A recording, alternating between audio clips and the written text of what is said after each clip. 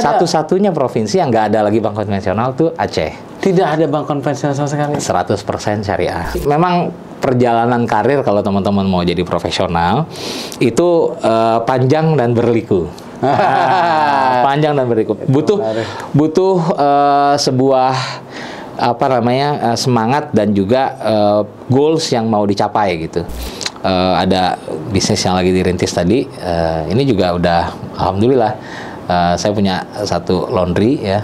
Sekarang udah ada 4 cabang. Wih, mantap. Jadi pas kemarin. Oke. Terakhir coach, bisnis atau profesional lagi? Nah, saat ini bisnis. Tapi kalau ada yang nawarin jadi direktur nggak apa-apa juga.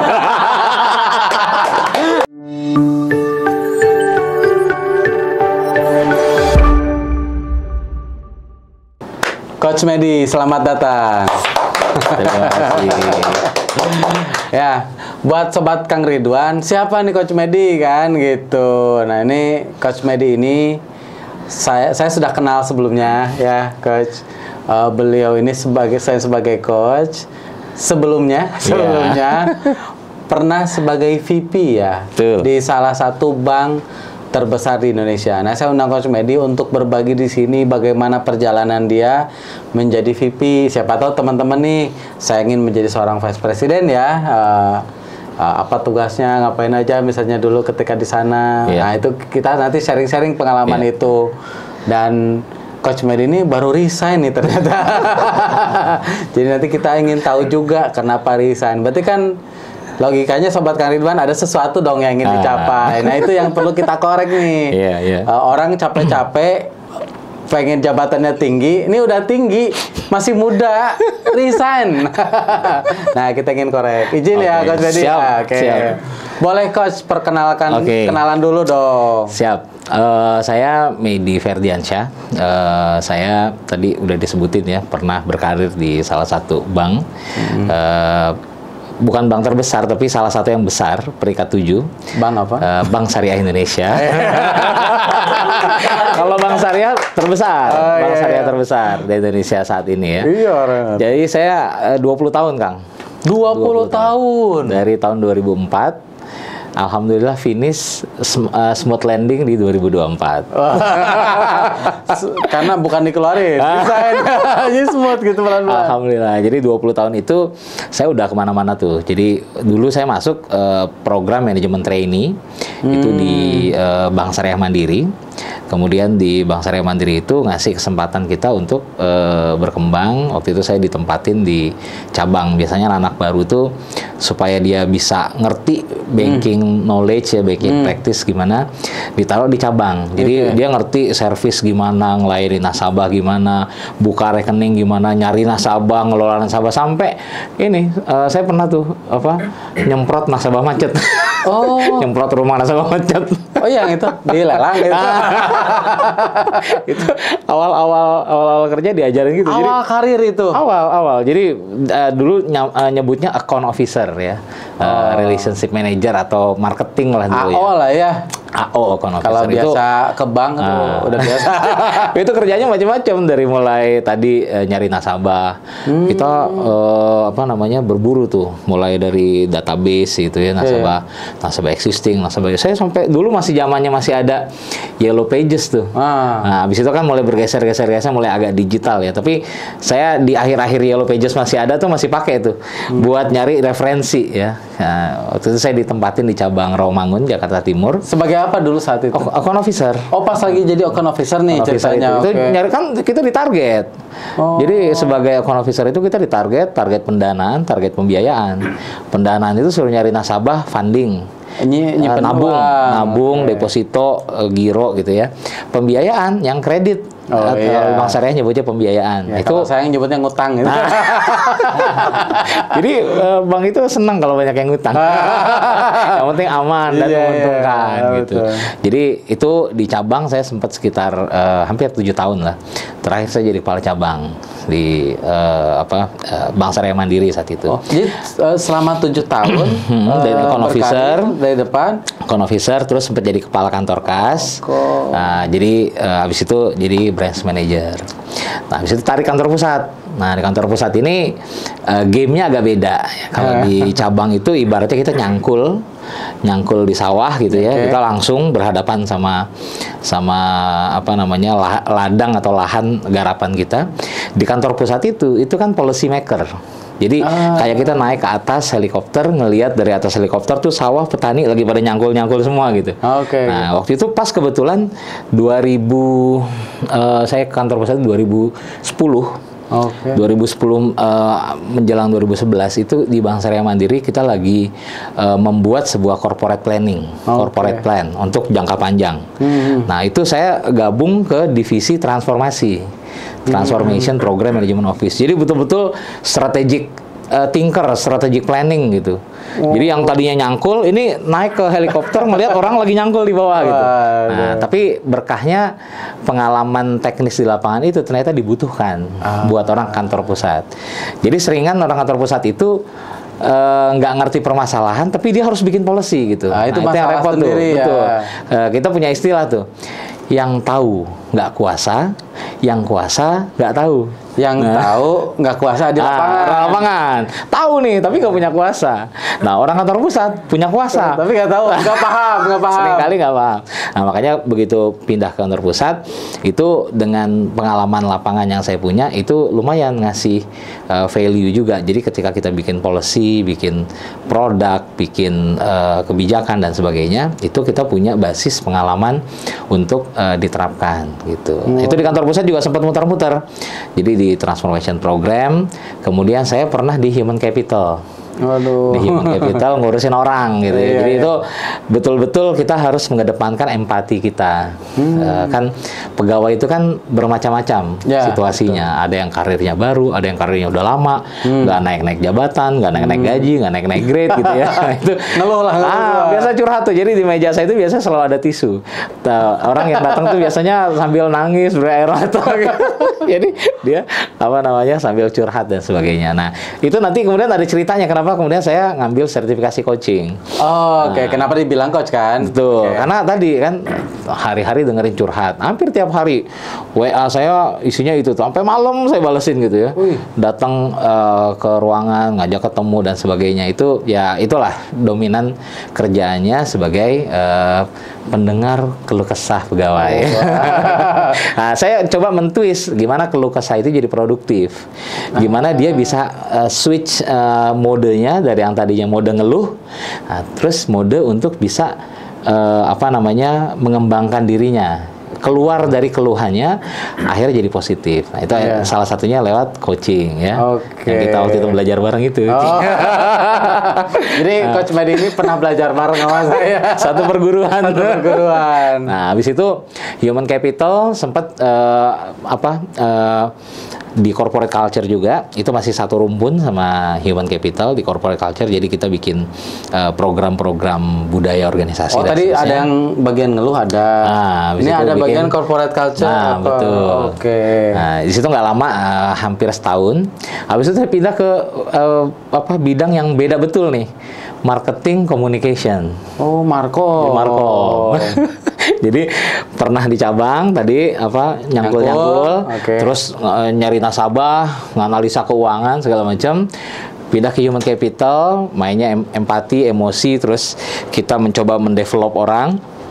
Habis itu markom, harus kreatif, mikir gimana nih gitu. Jadi saya terlatih tuh ngeliatin desain brosur, desain sosial media, Instagram dan sebagainya, ngelihat billboard segala macam. Itu karena hampir tiap hari kerjanya suruh nge-review konten. Ini headline-nya gimana, body copy-nya gimana, image-nya cocok apa enggak, key message-nya apa, what to say-nya apa. Terus nanti strategi komunikasinya mau pakai above the line, below the line, bla bla bla gitu. Itu belajar marketing communication. Beda makhluk ya dari human capital ke markom kan. Beda ini, bertransformasi. Nah, terus di markom itu menariknya saya ngalamin perubahan status organisasinya. Jadi BSM waktu itu Bank Syariah Mandiri bersama dengan dua bank syariah lainnya, BNI Syariah dan BRI Syariah, di tahun 2021 itu merger Februari 2021 tepatnya itu kita merger jadi satu bank yang lebih besar lagi namanya Bank Syariah Indonesia. Berarti itu lagi di Markom berarti? Lagi di Markom. Berarti itu yang ngegodok, ngebikin publis keluar. Betul. Berarti sebetulnya informasinya udah tahu lebih awal ya. Cuman nggak boleh keluar kan? Nggak boleh keluar. Waduh. Jadi saya masuk terlibat saya nggak sempat beli sahamnya lagi di bawah. Jadi saya masuk terlibat di dalam satu tim namanya integrated IMO apa itu ya. Pokoknya tim merger lah, persiapan merger gitu. Kita di situ saya di komisi atau di stream brand and communication. Jadi memang betul tadi gimana kita membangun awareness terhadap ini ada satu entitas baru namanya Bank Syariah Indonesia. Itu seru banget lah ceritanya. Jadi kita bikin iklan komunikasi pertama untuk BSI itu Bank Syariah Indonesia itu waktunya sangat tight. Kalau saya nggak salah cuma 7 hari kita ini. Itu tuh pengalaman pertama saya syuting di waktu itu kita pilih tempat di Jogja. Syuting iklannya BSI yang pertama itu pas Gunung Merapi lagi erupsi. Waduh, nggak jadi dong? Jadi tetap. Oh tapi beda tempat. Itu dari tempat syuting itu abu asap itu kelihatan. Oh pas lagi syuting. Pas lagi syuting erupsi Merapi. Berarti udah keburu di tag untungnya. Alhamdulillah. Jadi lokasi memang nggak dekat banget ya. Kita di kotanya kan Merapi kan agak inilah ya. Tapi kelihatan tuh asap yang kayak jamur itu. Nah, itulah alhamdulillah sih selamat juga dan videonya jadi bagus juga alhamdulillah dan ya itu sahamnya naik. Mantap. Ini kan keberhasilan dari divisi Markom kan? Nah, salah satunya. Semua lah ya kerja tim, nggak cuma di Markom aja karena merger itu kan betul-betul kolaborasi segala unit kerja, segala stakeholder, segala macam internal bahkan eksternal juga. Itu cerita di Markom. Nah, tapi terakhir saya mengakhiri karir di kemarin awal 2024 itu ngurusin UMKM. Jadi dari Markom? Dari Markom pindah ke UMKM. Waktu itu ada satu departemen namanya departemen baru dibentuk namanya SME Business Project. Jadi SME Business Project ini bisa dibilang think tank-nya pengelola UMKM di BSI. Saat itu kan memang ada semacam kita ingin membangun persepsi dan juga komunikasi bahwa Bank Syariah itu juga peduli sama UMKM. Betul. Makanya sejak kita pertama merger sampai kemudian saat ini pun masih konsisten, kita punya sejumlah strategi dan juga action untuk membina UMKM. Nah, waktu itu dijalankannya masih scattered. Jadi kita punya beberapa unit kerja yang ngurusin UMKM. Nah, dengan kemudian dilihat kayaknya perlu nih satu departemen khusus yang ngebidangin ini gitu, yang mungkin dilihat lebih strategik perannya dan untuk betul-betul membina para UMKM ini. Makanya dibentuklah tuh departemen itu. Nah, tugasnya saya tuh ngebawahin UMKM Center yang BSI buat. Kita punya di Aceh, Jogja, Surabaya. 3 ini lagi dibangun di Makassar. Mungkin pas video ini tayang pas sudah launching kali itu Makassar. Udah itu alumni ya sebenarnya. Legacy terakhir lah mudah-mudahan. Walaupun saya belum sempat sampai selesai, tapi ya saya udah inilah pamitan dan titip ke teman-teman yang melanjutkan UMKM Center ini betul-betul bisa jadi wadah membina, mengembangkan UMKM kita supaya naik kelas. Nah, terus juga kita punya sejumlah event-event signature yang untuk menggairahkan kewirausahaan, terutama buat anak-anak muda nih. Jadi mungkin viewersnya Kang Ridwan Official ini mesti pantengin tuh. Kita punya 2 signature event.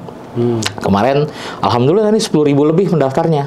Ada yang namanya Talenta Wirausaha BSI sama BSI Aceh Muslimpreneur. Nah, ini saya spill namanya nih buat teman-teman yang masih di BSI, tolong dijaga dan dirawat ini 2 legacy ini ya. Legacy. Talenta Wirausaha BSI Aceh Muslimpreneur. Kenapa Talenta Wirausaha dan Aceh Muslimpreneur? Karena yang satu Talenta Wirausaha itu buat seluruh Indonesia. Buat anak-anak muda usia 25 sampai kita kemarin batasin sampai 35 kalau nggak salah. 21 sampai 35. lewat. Udah lewat, mohon maaf. Tapi buat kader-kader Kang Ridwan kan bisa gitu ya. Itu supaya dia tumbuh tuh semangat kewirausahaannya. Ya, bisa. anak saya nantilah. Nah, itu bisa kita kasih pembinaan, kita kasih mentoring, kita kasih workshop untuk bisa mereka paham, oh ini ngurusin tadi marketing, finance, sampai ke legalitas dan sebagainya, itu mereka ngerti gimana ngedevelopnya.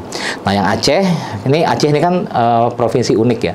Satu-satunya provinsi di Indonesia yang menerapkan syariah Islam. Oh, iya. Di situ juga market share BSI itu besar sekali gitu. Bahkan kita cabangnya paling banyak di sana, ATM-nya paling banyak di sana. Dibanding bank pegawainya paling banyak di sana. Di sana udah nggak ada lagi bank konven di Aceh. Satu-satunya provinsi yang nggak ada lagi bank konvensional tuh Aceh. Tidak ada bank konvensional sama sekali. 100% syariah. Karena kebijakannya tidak boleh.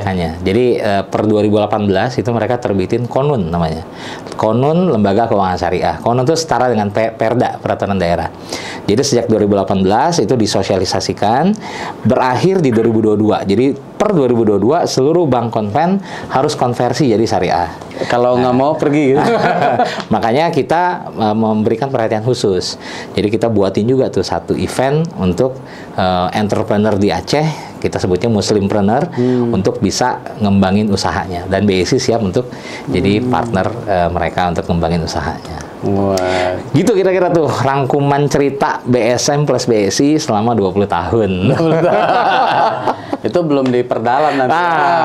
Panjang itu nggak habis 3 SKS itu.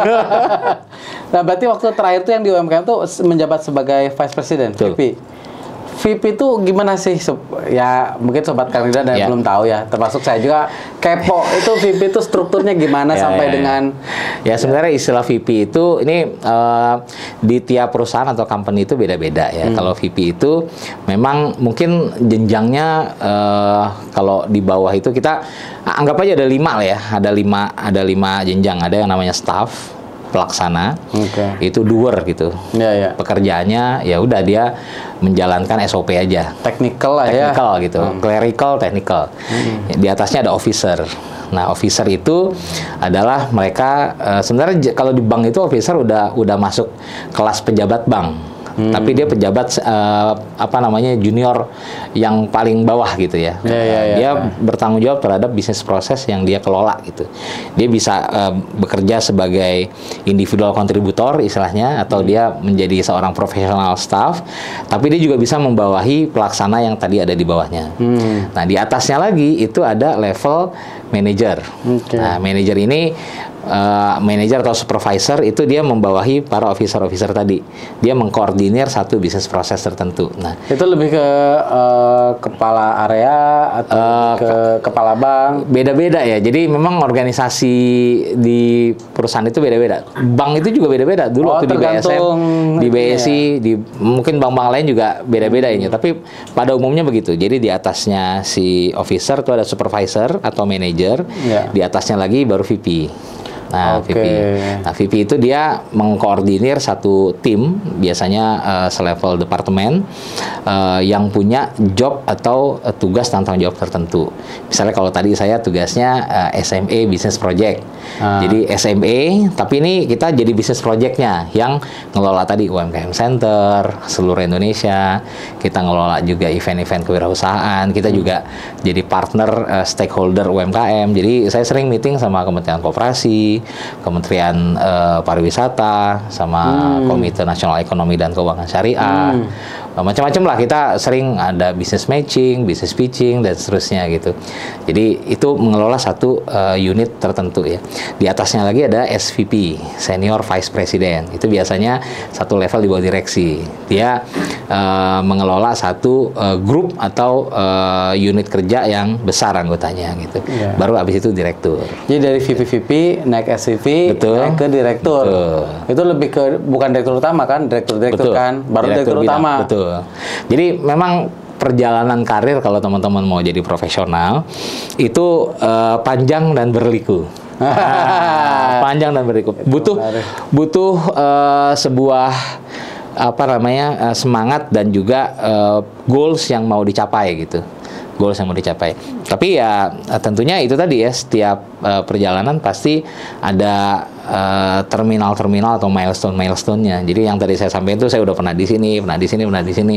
Ya, mungkin nggak banyak juga yang dapat kesempatan kayak saya itu bisa journey karirnya keliling-keliling gitu ya. Nah, pada umumnya kalau dia di cabang, udah tuh jalurnya ke cabang aja. Orang HC, Human Capital, Human Resource dulu namanya. HC aja gitu kan, dari awal dia kerja sampai ntar pensiun. Yang di marketing atau markom tadi misalnya, markom terus gitu. Nah, saya tuh sempet ya tadi tuh menclok-menclok. Ya mungkin kelebihannya adalah saya bisa melihat segala sesuatu dari berbagai angle. Betul. Saya jadi generalis gitu. Tapi itu satu sisi juga jadi kekurangan saya karena saya jadi terlihat tidak punya spesialisasi tertentu gitu. Dibilang orang HR, ya setengah HR, dibilang orang markom, setengah markom, dibilang orang strategik, setengah strategik, dibilang orang finance, setengah finance gitu. Tapi saya dapat view yang lebih luas dan general gitu. Saya sebenarnya curiga kok. Curiga sebenarnya. Curiganya kenapa? Ini tuh talent. Iya kan kalau ya mohon maaf kalau posisi lebih atas kan lebih generalis kan ya. Nggak spesial. Ini boleh sambil minum nggak nih? Oh, boleh dong. Ada minum, ada cemilan juga, guys. Oh, boleh dong.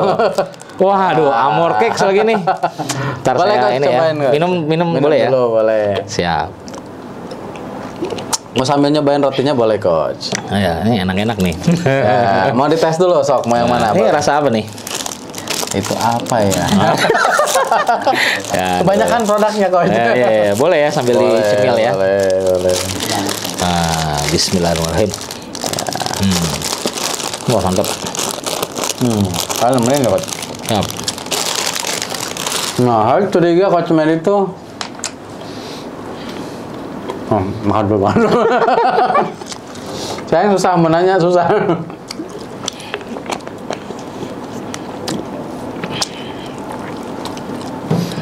Nah, itu kan harusnya kalau udah muter-muter kayak gitu, dia kan naik view-nya lebih luas kan. Tuh top level kan seperti itu biasanya. Tapi ini kenapa resign? Jangan dijawab, Coach. Jangan dijawab. Itu nanti. Okay. Saya ingin menggali dulu nih di dalam perjalanan menjadi VP ya. Artinya kan kalau lihat Coach Meji di usia sekarang, sebetulnya kan tinggal 2 jenjang lagi ya, senior presiden, kemudian menjadi direktur. Itu sangat-sangat punya potensi sebetulnya kalau menurut saya ya. Apalagi dengan pengalamannya yang macam-macam ini. Bukan tanpa alasan kan, sebetulnya atasan meminta Coach Medi geser kan gitu ya. Saya pengen tahu waktu menjadi VP ya perjalanan itu ada nggak strategi? Ya kan kita punya goal tadi ya, punya motivasi, tapi ya nggak bisa lurus-lurus amat juga dong. Artinya ada strategi tertentu yang kalau gua mau naik jabatan ini harus gua lakukan. Gua harus punya prestasi apa apa itu biasanya gimana tuh Coach di bidang profesional nih? Jadi ya sebenarnya teman-teman ini bukan tips yang sangat baku gitu ya, tapi karena di tiap perusahaan tentunya challenge-nya beda-beda ya. Tapi pada umumnya yang pertama itu kita tetap yang akan dilihat adalah kompetensi kita. Nah, kita kompeten nggak? Nah, kita harus membangun kompetensi kita itu. Apalagi sekarang nih eranya udah beda sama dulu gitu ya. Jadi kalau dulu itu mungkin untuk apalagi perbankan gitu, itu ya bisa dibilang boring bisnis gitu. Boring bisnis itu maksudnya dari dulu bank itu tabungan, giro, deposito. Dasarnya itu kredit. sama. Udah sama aja, mau utak-atik kayak gimana, ya udah begitu gitu. Cuman namanya dasarnya beda, programnya beda gitu. Nama produknya aja beda-beda. Tapi makin ke sini itu kan kita dihadapkan sama disruption. Ada perubahan-perubahan di landscape industrinya, perubahan-perubahan di teknologinya, perubahan-perubahan di knowledge dan sebagainya gitu, yang kita harus come up dengan sebuah pembelajaran baru gitu. Nggak cukup berpuas sama apa yang kita udah pelajarin kemarin, yang kepake kemarin. Contoh misalnya, dulu waktu pertama awal saya masuk, saya masih ingat tuh, saya masih ikut clearing, ada istilah tuh clearing ya, yang menggunakan warkat fisik. Menggunakan warkat fisik itu setiap hari itu warkat itu dipertukarkan antar bank. di Bank Fisik Indonesia ya, fisik secara ya? fisik. Catatan elektroniknya tentu ada, tapi fisik warkatnya itu dipertukarkan di Bank Indonesia. Nah, kita anak-anak baru waktu itu tuh supaya kita belajar semua bisnis proses di bank tuh kita harus ikut tuh. Nah, warkat yang dipertukarkan itu ada settlementnya, ada rekonsiliasinya setiap akhir hari. Nah, yang repot kalau begitu direkonsile ada selisih. Harus dicari itu selisih di mana? Karena duit orang. Kan kita ngelola jasa kan, harus trust gitu kan. Orang trust sama kita tuh, kita harus bisa accountable gitu. Wah, ada selisih. Pernah kejadian. Ini saya masih tahun pertama kerja gitu. Ikut keliling ke kantor pusat. Itu kita nyari warkat yang selisih itu sampai subuh. Nggak ketemu. Nah, itulah seninya. Aduh, anak baru kan nih. Ini ngapain sih nih orang-orang nih nyari kayak nyari kutu gitu. Nah, dari sekian ribu tumpukan warkat itu kita harus cari selisihnya di mana gitu. Dijumlahin lagi gitu. Akhirnya ketemu menjelang subuh. Jam 3. Udah ngantuk-ngantuk gini. Ya, sampai rumah azan subuh gitu. Aduh, itu kejadian tuh pernah. Jadi itu sekarang udah nggak seribet itu lagi karena udah banyak kan transaksi pakai mobile banking aja sekarang. Yang tadinya clearing semua transaksi harus clearing atau RTGS, nah sekarang bisa transfer online pakai mobile banking, lebih sederhana gitu. Yeah. Jadi berubah gitu ininya. Nah, kita harus belajar digitalisasi, belajar bagaimana teknologi itu mengubah industri kita gitu. Udah ada lagi saingannya fintech sekarang, ada saingannya pay later gitu. Jadi bukan cuma sesama bank lagi nih bersaingnya, tapi sama yang kayak gitu-gitu. Jadi satu kompetensi. Dan kompetensi itu harus di-upgrade dan di-update terus gitu. Jangan puas sama apa yang ada. Jadi buat teman-teman, ini mungkin para follower, subscriber, viewernya Sobat Kang Ridwan ya. Kalau mau jadi karirnya nanjak terus, harus perbaiki, perkuat kompetensi. Itu satu. Karena itu yang nggak akan bisa dikalahkan sama orang. Itu yang paling asasi, paling utama.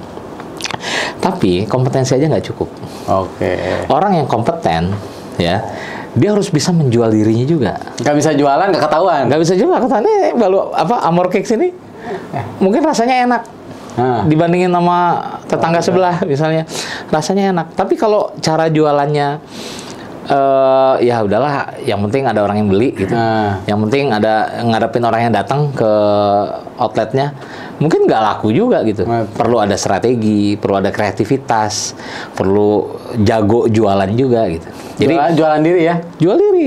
Jual diri itu bukan aib, bukan tabu gitu ya. Tapi cara menjual diri itu ya ini butuh kreativitas. Nggak juga kemudian jadi terlalu kayak menjilat itu beda.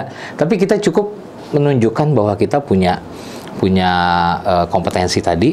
Kita ada momentum yang harus kita ciptakan. Momentum ya. Nah, jadi kita ini nih sobat nih. Memanfaatkan momentum. Kalau momentumnya nggak datang, ciptakan momentumnya. Kalau nggak ada diciptakan. Itu menarik nih. Jadi kita harus bisa membangun persepsi bahwa kita punya kompetensi itu. Banyak macam-macam caranya. Apalagi sekarang ada sosmed, ada apa segala macam. Kalau teman-teman misalnya jago tadi, misalnya bidang HR gitu ya. Ya mungkin statusnya jangan cuma status galau gitu, jangan cuma status putus cinta gitu. Tapi status yang menjual kompetensi teman-teman gitu. Nih, gua udah 5 tahun bekerja di perusahaan ngurusin rekrutmen. Nah, gue tahu tuh ngerekrut orang yang bagus gimana. Mungkin bisa di-spill tuh tips membuat CV yang menarik, tips interview yang bisa sukses tembus dan seterusnya. Terus ini status kita itu kan dibaca oleh banyak orang, oleh teman-teman kita, circle kita, mungkin atasan kita ngeliat, wah gila ini keren juga nih, bisa bikin begini nih. Oh berarti dia jago nih bisa. Mungkin itu jadi kesempatan gara-gara kita lihat itu gitu. Nah, mungkin atasan kita nggak lihat, atasan orang yang lihat ya, kita ditarik ke sana. Oh jadi sebetulnya personal branding aja bisa ya. Betul. Jadi jangan hanya misalnya nih saya sebagai seorang HR di salah satu perusahaan, anggaplah di Amor gitu ya. Dia kalau dia ingin personal brandingnya bagus, jangan pernah belajar nih. Dia sharing aja. Iya. Nanti atasannya ataupun atasan sebelahnya atau atasan orang lain akan melihat bahwa dia kompeten di bidang itu, passionnya di bidang itu. Jadi itu salah satu cara ngemas di sosial media gitu ya. Salah satunya. Channel Channel macam-macam. Channel macam-macam. Tapi itu salah satu yang paling gampang gitu. Makanya sosial media itu menurut saya sekarang merupakan satu tools yang ya memang nih zamannya sekarang zaman sosmed gitu ya. Jadi jangan cuman dipakai buat hal-hal yang nggak produktif gitu. Justru kita harus rubah tuh jadi channel di mana kita bisa membrandingkan diri kita. Gitu. Iya, kadang orang nggak ngeh ya, mereka cuma update status biasa aja. Padahal ini bisa jadi tools yang sangat available ya. Tinggal pegang HP. Betul. Itu ya. Oke, tadi kompetensi yang pertama, yang kedua tuh menjual diri. Oke. Yang ketiga, nasib baik. Berdoa kepada Allah ya. Cuman gini ya, nasib baik itu kadang-kadang itu datangnya kepada orang yang tepat juga. Oke. Nah, kalau dulu saya dibilangnya itu faktor X. Jadi kita harus berusaha meminimalisir faktor X itu datang. Maksudnya meminimalisir faktor X itu datang tuh nasib-nasib buruk atau kesialan-kesialan kita.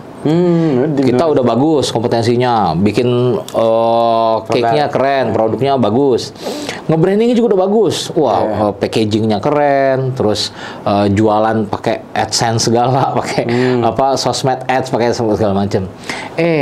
Pas pandemi kita nggak ada yang pernah tahu. Faktor X, nasib buruk atau sesuatu yang kita di luar kendali kita, di luar kuasa kita. Nah, gimana tuh cara ini ya? Ya mau nggak mau banyak zikir, banyak doa. Karena dengan zikir, doa, minta sama Allah, faktor X itu mudah-mudahan bisa dipinggirin. Ya hujan sih hujan, tapi hujannya kebetulan nggak lewat tempat kita gitu. Yang hujan biar tempat lain gitu. Betul. Saya pernah dengar satu pepatah, orang pintar itu kalah sama orang bejo. Jadi kan bahasanya itu kalau bahasa vibrasi ya, ada namanya tuh faktor teknis, ada faktor non teknis. Kalau faktor teknis yang kita lakukan, strateginya, cara kita jual diri, tadi cara kompetensi. Tapi faktor non teknis adalah itulah kuasa Allah ya. Makanya ya kita perlu menjadi orang yang tepat ya. Untuk memantaskan diri. Keren istilahnya. Berarti kalau lihat perjalanan Coach Medi ya, ini kan kita nggak semua teman seangkatan Coach Medi di titik yang sekarang ya, VP ya. Mungkin banyak yang di bawah, beberapa mungkin satu level atau di atas ya dalam perjalanan karir ya. Mungkin itu salah satu tips yang Coach Medi lakukan sehingga Coach Medi seolah-olah ya dari satu departemen loncat ke departemen lain. Karena Coach Medi bisa menjual diri sehingga dikenal orang. Karena kalau bicara kompetensi ya, terutama di skill terkait, kan geser ya. Tapi di situ belajar lagi seperti itu ya. Jadi ada yang namanya job enlargement. Nah, itu apa lagi tuh? Ada namanya job enrichment. Nah, itu gimana nih jelasin? Jadi kalau tadi dari pelaksana jadi officer, jadi supervisor, jadi manager, jadi VP dan seterusnya, naik jabatannya itu namanya job enlargement. Dia mengalami peningkatan jabatan, pengembangan jabatan, naik tangganya. Tapi kalau pindah dari satu field, dari satu bidang ke bidang lain, itu namanya job enrichment.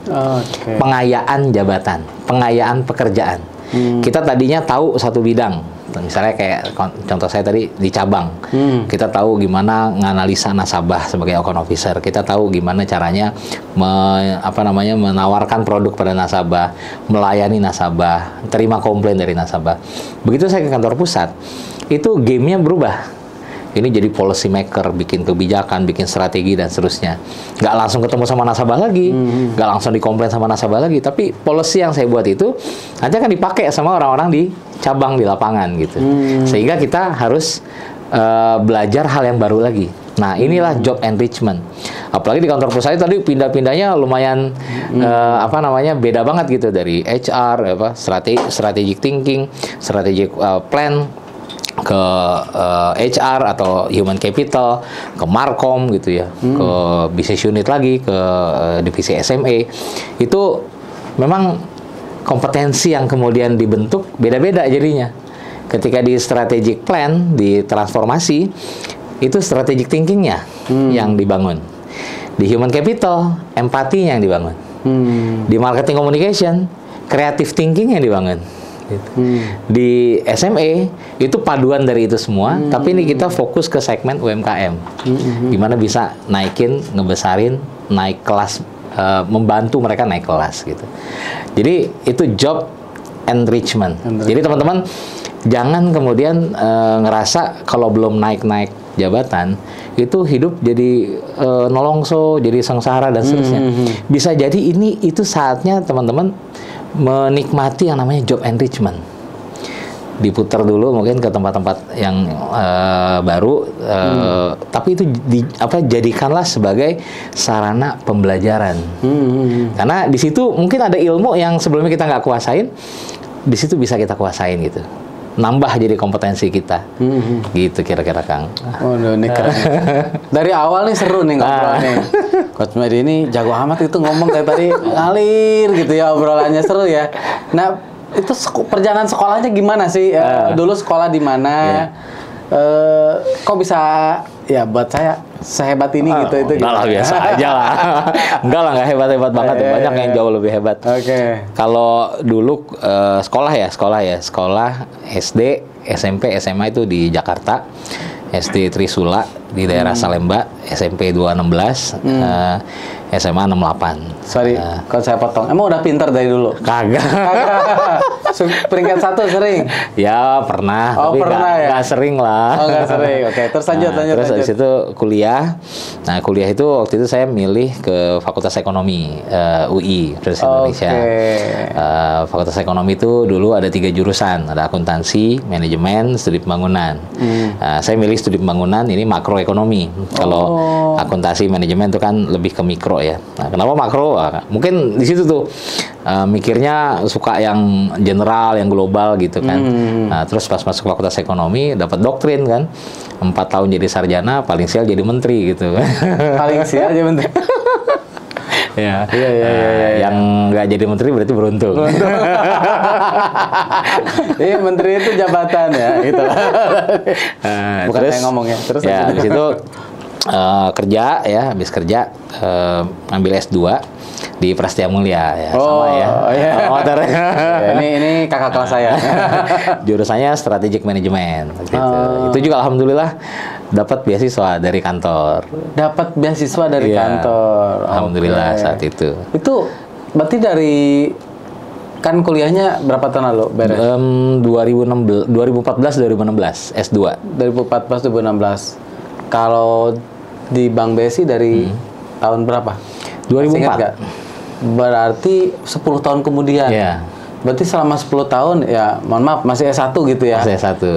Nah, itu bisa bersaing gitu dengan kondisi seperti itu. Ya, menurut saya bukan masalah kuliahnya sih. Maksudnya teman-teman sekarang S1, S2 itu jenjang pendidikan ya.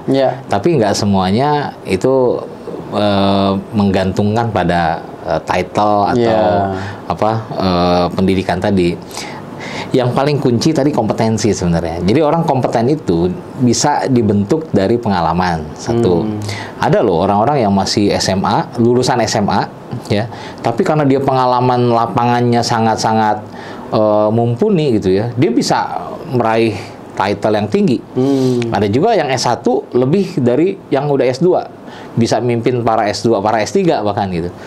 Atau ya yang S2 tadi karena dia punya kecerdasan mungkin teorinya lebih banyak dan sebagainya, itu juga punya opportunity gitu ya. Artinya sebenarnya bisa-bisa aja itu semua orang meraih kesuksesan itu gitu. Nggak hanya dibatasin pada sisi pendidikan, tapi pendidikan membantu, mengakselerasi, mempercepat gitu. Jadi kita punya dasar teori juga kan di Prasmul kita belajar kan. Iya. Walaupun udah lupa ya belajarnya apa gitu. Tapi enaknya kalau di Prasmul itu waktu kita kuliah banyak praktisinya. Jadi bisa mengcombine antara teori sama prakteknya di lapangan gimana. Dan banyak belajar kolaborasi. Belajar kolaborasi. Hampir semuanya kan grup assignment, tugas kelompok. Iya. Jadi kalau kita nggak bisa, ada teman yang bisa. Betul. Cuman ketawa nih yang malas mana, yang rajin mana. Jadi pas sudah di semester berapa, nggak dipilih temennya. Iya. Ya gitu. Betul. Kang. Jadi sebetulnya kalau bicara pendidikan, sebetulnya bukan patokan utama ya. Itu Ya, kan tapi menunjang. Karena ya. pendidikan itu membangun mindset. Membangun mindset. Jadi teman-teman, kita itu bisa punya goals, cita-cita, dreams gitu ya. Itu tergantung juga asupan yang kita terima gitu. Jadi kalau kita asupannya, salah satunya pendidikan tadi. Betul. Ini pendidikan, pola asuh dan sebagainya. Kalau asupannya kurang gitu ya, itu juga dia mimpinya nggak jauh-jauh amat gitu. Kan dari dulu kita diajarin bermimpilah setinggi langit. Kalaupun terjatuh, engkau akan terjatuh di antara bintang-bintang. Nah, gitu. Cuman kalau kita misalnya bergaulnya sama teman-teman yang mungkin lulusan SMA aja, mimpinya nggak jauh-jauh gitu.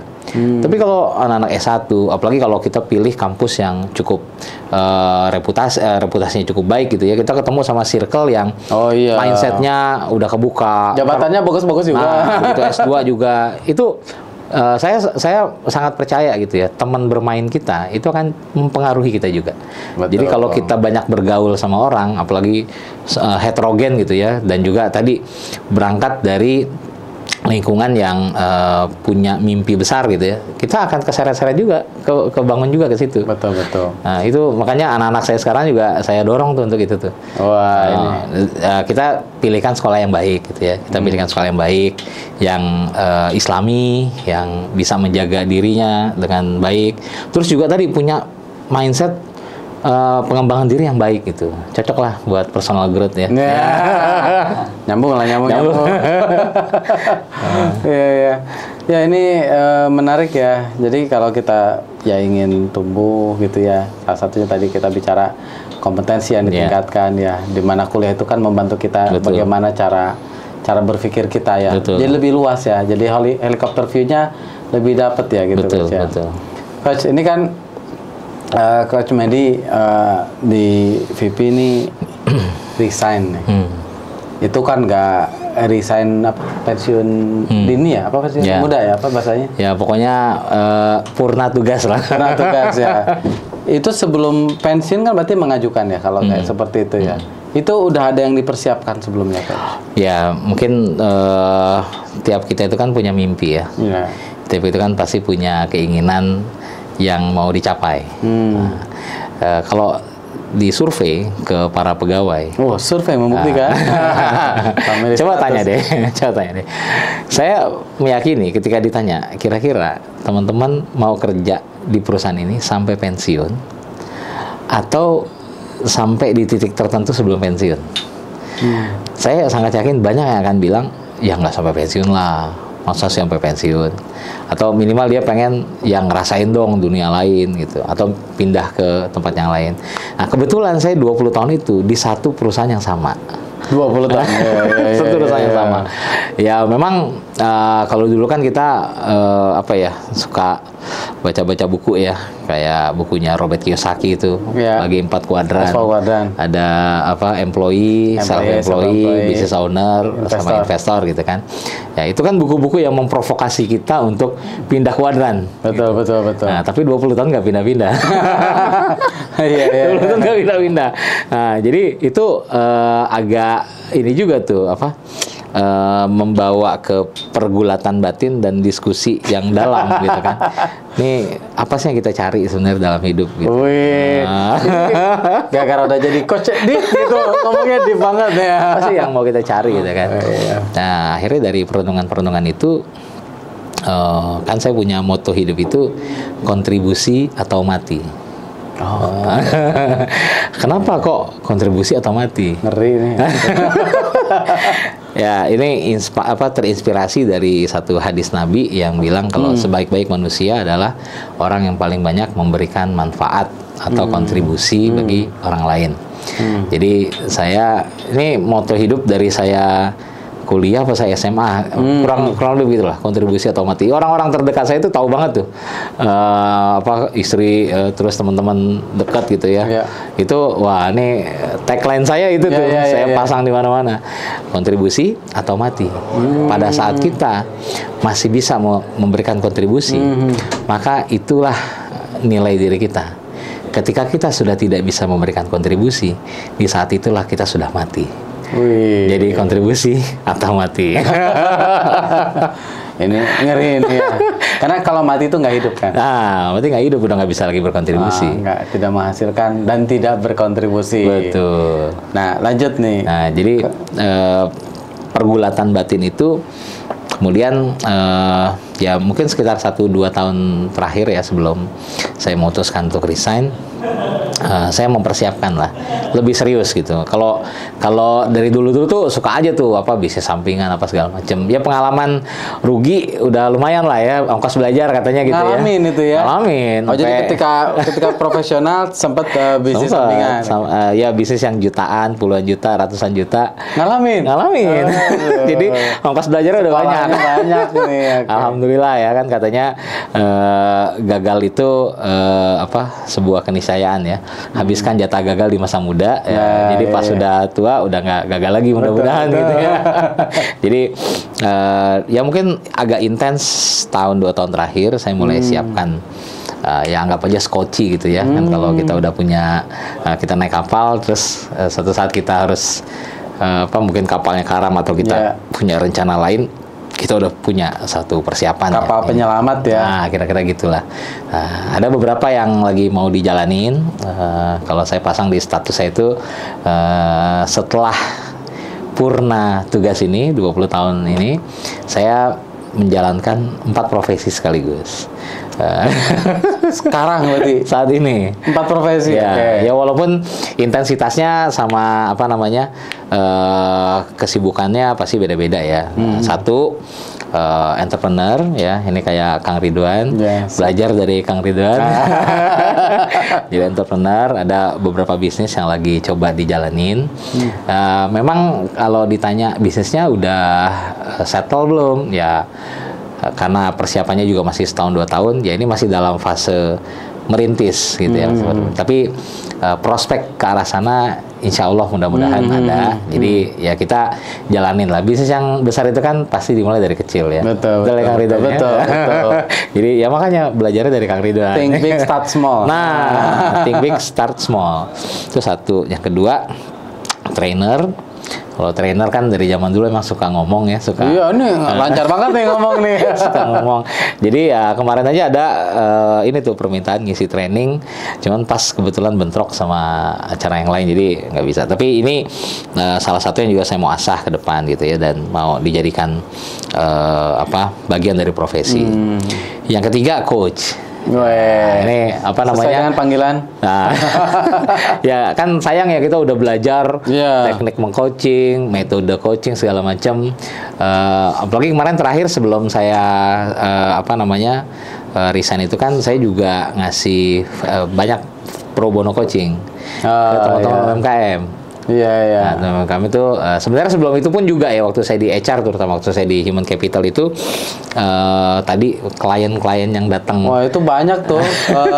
Kalau mau pro bono, wah berikutnya nih gitu. Kalau latihan, saya sampai bikin pengumuman di Instagram sama Facebook saya, terus saya kasih link kalau mau daftar pro bono coaching waktu itu. Wah, yang daftar puluhan. Waduh, pusing juga. Malam-malam itu saya pulang kantor gitu kan, coaching 1 jam gitu kan, teman-teman ya alhamdulillah mereka dapetin manfaatnya gitu, dapetin manfaatnya dari situ. Bentar, dipikir-pikir kita tuh tiga perguruan sama ya. Oh iya. Ya kan di 2 perguruan sama, satu lagi di kuliahan. Iya. Iya, nggak kerasa. Itu yang ketiga ya, jadi coach ya, mudah-mudahan nanti bisa bergabung lah sama ini ya. Ini yang di belakang. Ntar orangnya nggak ada. Nah, terus yang keempat, penulis. Saya juga lagi nulis buku. Ini udah masuk fase editing. Ya, mudah-mudahan kalau nggak bulan ini, bulan depan. Mudah-mudahan lancar. Amin. Bentar. Pakai ChatGPT atau sendiri? Nah, judul bukunya Wealthy Habits. Jadi Wealthy Habits. Bagaimana kita membangun kebiasaan yang mendatangkan kekayaan dan kesejahteraan. Nah, buku ini buat Sobat Kang Ridwan kayak cocok nih, karena saya ngambil positioningnya buat anak muda ya, buat Gen Y sama Gen Z. Jadi kan kita tahu sekarang, ya jangankan ini ya, kita tuh terpapar sama informasi yang sangat banyak saat ini. Nah, repotnya informasi itu kita terima kan dari mana-mana tuh, dari sosmed, bertebaran lah. Bertebaran. Dan seringkali membuat kita itu insecure. Membuat kita itu iri hati sama teman kita. Kok dia bisa jalan-jalan ke luar negeri? Terlihatnya seperti itu. Kok dia bisa gonta-ganti gadget? Kok dia bisa beli mobil baru, beli rumah baru, renovasi rumah. Itu kita sakit hati gitu ngelihat itu. Padahal sesungguhnya pembandingan sosial yang kayak begitu itu salah satu racun dalam kehidupan kita gitu, yang membuat kita akhirnya kehilangan kemampuan untuk merencanakan yang terbaik buat diri kita, karena yang kita pikirin insecure-nya tadi. Wah, gimana ya kalau begini, kalau begitu. Ya udah, kita punya rencana aja. Kalau kita punya rencana, setidaknya ada 3 hal yang bisa kita dapatkan manfaatnya. Yang pertama, kita fokus sama rencana itu. Misal kita rencana mau punya rumah sendiri. Sekarang masih ngontrak, masih ngekos, tapi kita mau punya rumah. Kita fokus. Yang di pikiran kita gimana caranya kita bisa nabung, kita bisa ngumpulin duit buat beli rumah. Fokus. Yang kedua, kita termotivasi. Mungkin foto rumah atau apa, kita sering datang ke pameran perumahan, kita nanya-nanya sama developer, kita berkunjung ke komplek perumahan di hari weekend gitu, kita keliling-keliling mungkin sama istri atau sama keluarga kita, lihat wah nih kayaknya, nanya-nanya dulu aja kan, nggak dosa kan nanya-nanya, nggak bayar juga gitu. Kita termotivasi untuk itu. Yang ketiga, kita bisa merencanakan tahapan untuk menuju ke sana. Untuk beli rumah berarti nabung, terus nanya-nanya KPR, ngumpulin DP, habis itu kita setor ke bank, terus dibeliin rumahnya sama bank. Nah, itu kalau kita punya tujuan, itu akan bisa kita capai 3 tadi. Nah, itu ada di buku Wealthy Habits. Jadi beli ya, Sobat Kang Ridwan. Terbit kapan rencana? Mudah-mudahan Februari 2024. Mudah-mudahan lancar ya. Amin, insyaallah. Ini keren nih. Jadi skoci ini udah dipersiapkan. Artinya kan entah mana yang selamat kan gitu ya. Atau siapa tahu 4-4-nya jalan kan gitu ya. Amin. Jadi emang sudah direncanakan. Nah, kalau ke depan rencananya apakah memang akan fokus di 4 skoci ini atau apa ada yang akan di-create lagi? Kan katanya kan kalau kita memperbanyak pintu-pintu rezeki ya kita bisa masuk dari pintu rezeki yang manapun. Nah, jadi ya so far sih ya kita mencoba menjalankan dulu. Kan baru 2 minggu ini. Baru 2 minggu. Oh ya. Jadi ini baru desain 2 minggu lalu ya. Baru 2 minggu. Jadi ya saya ngerasa ya pasti ada learning curve-nya juga. Pasti ada waktu buat S-curve ya. Ya, nantinya akan settle gitu, tapi sampai ke arah situ kita pasti akan melalui sebuah lika-liku perjuangan dan sebagainya. Itu kita jalanin aja. Saya ada bisnis yang lagi dirintis tadi, ini juga udah alhamdulillah saya punya 1 laundry ya. Sekarang udah ada 4 cabang. Wih, mantap. Jadi pas kemarin waktu pas resign kan saya pamit sama direksi saya. Gimana kamu habis ini pindah kemana? Kan dia khawatir pindah ke bank lain. Ini Pak, jadi pelaku UMKM. Saya ngurusin laundry ya. Ada 4. Udah 4 aja gitu. Ya Pak, alhamdulillah. Ini gaji udah gede, malah keluar katanya. Mau ngapain gitu ya. Itu 1. Yang kedua, kemarin baru ketemu sama teman-teman, kita mau diriit 1 startup. Yang nanti bergerak di bidang people development juga, tapi ini kita ngambil segmennya senior leader atau senior manager. Ini akibat sempat di HC tadi. Jadi masih ada passion ke arah sana lah, kira-kira gitu. Ya mudah-mudahan, mohon doanya juga Kang Ridwan sama teman-teman semua bisa jalan semuanya smooth, sukses gitu ya. Insya Allah. Kita doakan yang terbaik ya. Amin. Kita sebelum ditutup nih, Coach, Oke. ada tips gak nih buat teman-teman terutama mungkin ada 2 tips lah kalau saya mintanya. Yang pertama mungkin untuk teman-teman yang sekarang fokus di profesional, Oke. ya kan. Terus satu lagi tips terkait untuk teman-teman yang terutama memulai karir seperti Oke. Coach Medi, apa yang perlu disiapkan dan sebagainya. Kalau yang kedua saya butuh tipsnya dari kalian. Gimana bisa membesarkan diri saya? Itu harus belajar. Yang pertama mungkin gini ya.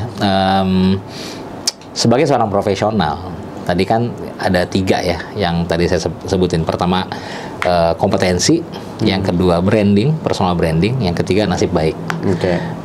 Atau faktor X tadi. Jadi sebagai seorang profesional, teman-teman harus fokus sama core-nya. Core-nya itulah kompetensi. Kita mau branding diri kita sehebat apapun, tapi kalau kita nggak kompeten, itu nothing juga gitu. Jadi yang paling core itu justru kompetensi. Itu adalah soul-nya, core of the core-nya gitu. Itu yang harus dimiliki dulu. Kita harus punya kompetensi tertentu. Syukur kalau kompetensinya bisa ditambah, di-upgrade. Baik dengan mau enlarge apa enrich, aliran mana nih? Mau tim enlarge apa tim enrich? Tapi walaupun misalnya kita masih dapat porsi kepercayaan yang sedikit, misalnya jadi staffnya juga cuman urusan yang mungkin receh misalnya gitu. Fokus aja di situ. Kan kata Stephen Covey, fokus sama lingkaran pengaruh. Ya, kita fokus sama lingkaran pengaruh kita dan bentuk kompetensi di situ. Bisa jadi kita jadi excellence di situ, orang kenal kita karena kompetensi kita. Jadi itu saya titip kalau teman-teman mau sukses di tempat teman-teman bekerja saat ini, fokuslah membangun kompetensi. Yang kedua, jangan lupakan untuk bisa membranding diri supaya kompetensi tadi bisa dijual dengan cara yang elegan. Gitu. Sama yang ketiga, tetap jadi orang baik supaya juga bernasib baik. Jangan sampai kita berbuat buruk, akhirnya nasibnya jadi buruk. Itu pesan yang baik. Nah, jadi berbuat baik itu jaga kejujuran, integritas. Karena integritas itu kunci. Mau kita kompeten, mau kita personal brandingnya udah oke, tapi kita nggak jujur. Nah, ini bisa tanggung jawab sampai akhirat. Betul, gitu. Makanya itu sebenarnya nanti dikena siksa neraka seperti film. Azabnya. Kalau yang tips satu lagi ada nggak nih? Biar modalnya sih berani ya. Berani aja. Jadi berani. Memang nggak mudah. Pasti butuh pengorbanan, butuh ada dak-dikduk, rasa takut dan sebagainya. Dan itu biasa, alami lah. Udah 20 tahun mencoba hal baru kan. 20 tahun zona nyaman. Ya, jadi ada kalanya kita perlu keberanian juga untuk melompat supaya bisa lebih tinggi. Tapi jangan asal lompat. Kita juga harus punya jaring pengaman, kita persiapkan segala macam tadi. Jangan sampai konyol juga. Mantap Coach Medi, terima kasih untuk tipsnya. Sama-sama. Coach, sebelum ditutup, ada satu sesi lagi namanya tuh jawab cepat. Jadi saya kasih pertanyaan, jawabnya cepat ya. Aduh, apa yang ngeri nih? Oke, siap ya Coach? Oke. Pilih teh atau kopi? Kopi. Tim bubur diaduk atau tidak diaduk? Tergantung buburnya. Serius, saya makan bubur diaduk kalau buburnya encer. Kalau buburnya kental nggak diaduk. Oh iya, jadi itu tips buat makan bubur. Sebutkan tokoh atau public figure yang paling menginspirasi. Indonesia apa luar negeri? Siapa aja terserah. Muhammad Natsir. Muhammad Natsir, oke. Terakhir Coach, bisnis atau profesional lagi? Nah, saat ini bisnis. Tapi kalau ada yang nawarin jadi direktur nggak apa-apa juga. Oke, Coach Medi, terima kasih banyak sudah datang. Mantap.